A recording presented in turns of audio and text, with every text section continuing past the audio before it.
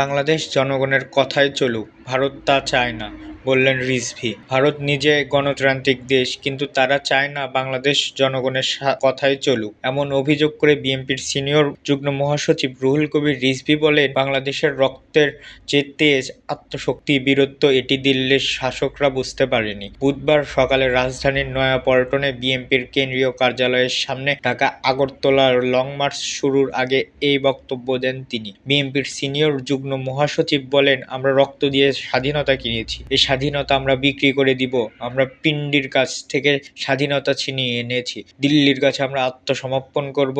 ভারতের রক্তপিপাসু লেডি ফেরাউনকে টিকিয়ে রাখার সমর্থন দিচ্ছেন উল্লেখ করে রিজভী বলেন, ভারতের শাসক গোষ্ঠী গোটা পৃথিবীর গণতান্ত্রিক দেশগুলোর কাছে সমালোচিত, অথচ ভারত গণতান্ত্রিক দেশ। তিনি আরও বলেন, ভুটান, নেপাল, বাংলাদেশ, মালদ্বীপ, শ্রীলঙ্কার লোকেরা নিজেদের কথাই চলুক, এটা ভারত চায় না। দিল্লির কথাই চলতে হবে কেন?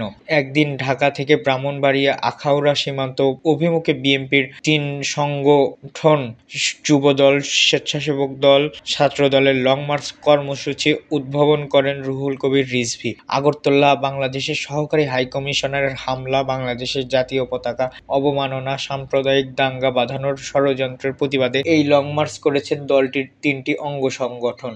বুধবার ৯:৩০টার দিকে নয়াপল্টন এলাকার বিএনপির কেন্দ্রীয় কার্যালয়ের সামনে এই লং মার্চ শুরু হয়। এই কর্মসূচিকে কেন্দ্র করে সকাল ৭টা থেকে বিএনপির ৩ সংগঠনের নেতাকর্মী খণ্ড খণ্ড মিছিলে নয়াপল্টনে জড়ো হতে থাকেন। সংগঠনের ৩ নেতাকর্মীর মাথায় জাতীয় পতাকা বেঁধে, হাতে ফ্লাস্টুন, জাতীয় পতাকা, দলীয় পতাকা নিয়ে কর্মসূচিতে অংশগ্রহণ করেন।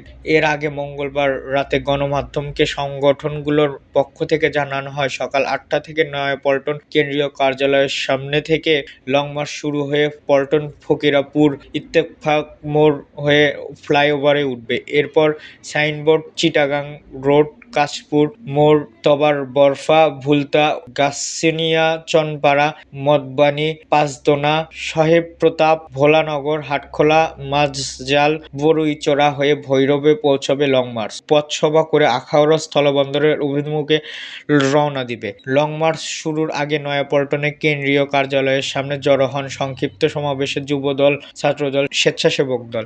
এতক্ষণ আমাদের সাথে থাকার জন্য ধন্যবাদ। পরবর্তী আপডেট পেতে আমাদের চ্যানেলটি সাবস্ক্রাইব করে পাশে থাকা বেল আইকনটি বাজিয়ে রাখুন।